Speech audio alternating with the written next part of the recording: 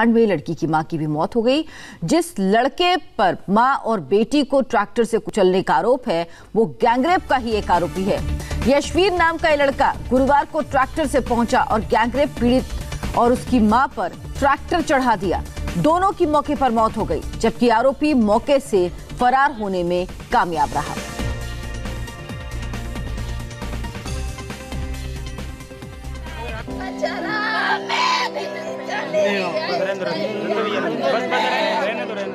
सड़क किनारे मां और बेटी के शव पड़े हैं। आसपास भीड़ जमा है।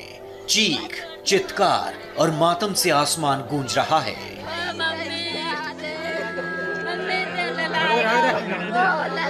46 साल की मां और 17 साल की बेटी को एक ट्रैक्टर ने कुचल दिया, जिससे दोनों की मौके पर ही मौत हो गई।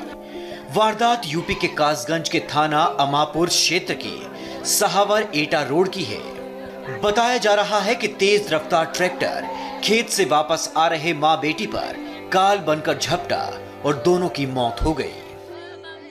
ये थाना अमापुर क्षेत्र में गांव पड़ता है अभयपुरा, जहां पर कल रात की बात है जब एक यशवीर नाम का व्यक्ति है और उसका एक भाई का भी नाम उसका बताया गया है। इसके द्वारा ट्रैक्टर से दो व्यक्तियों को कुचला गया, जिसमें एक महिला और एक लड़की है।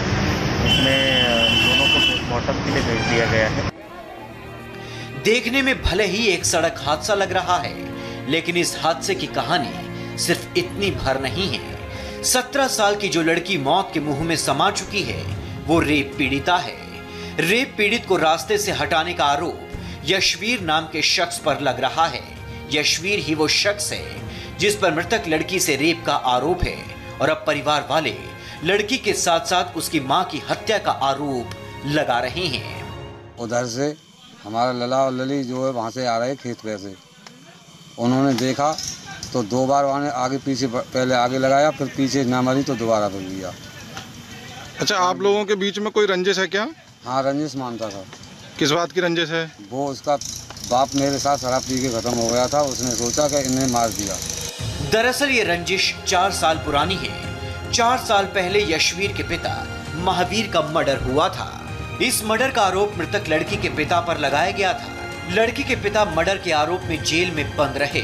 इसी दौरान मृतक लड़की ने गैंगरेप की रिपोर्ट दर्ज कराई। गैंगरेप का आरोप यशवीर के साथ साथ 3 लोगों पर लगा। इस आरोप पर यशवीर को जेल भी जाना पड़ा।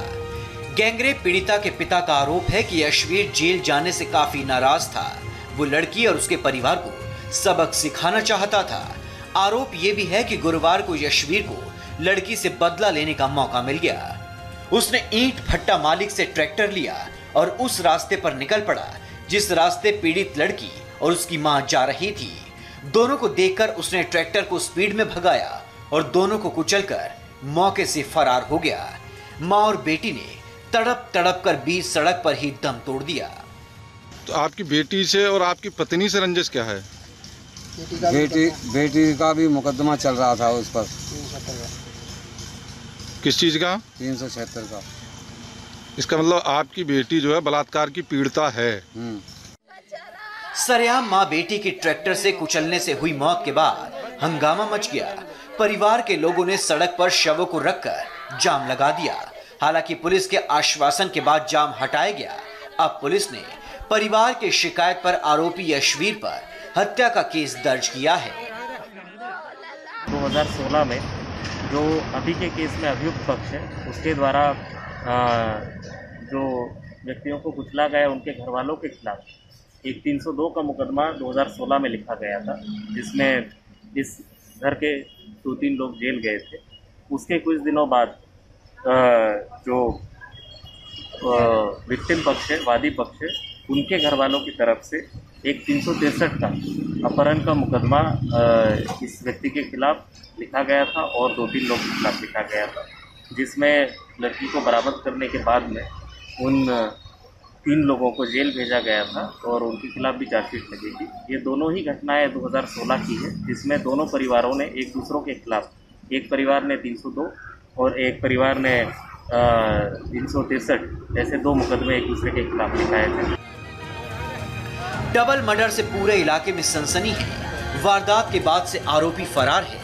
पुलिस उसकी तलाश में जुटी है, लेकिन जिस तरह से एक गैंगरेप पीड़िता और उसकी मां की ट्रैक्टर से कुचलकर मौत हुई है, ये मामला यहीं पर शांत होता नहीं दिख रहा है। इस पर सियासी बवाल होना तय है। Narendra Paliwal, India TV, Kasganj, UP. और अब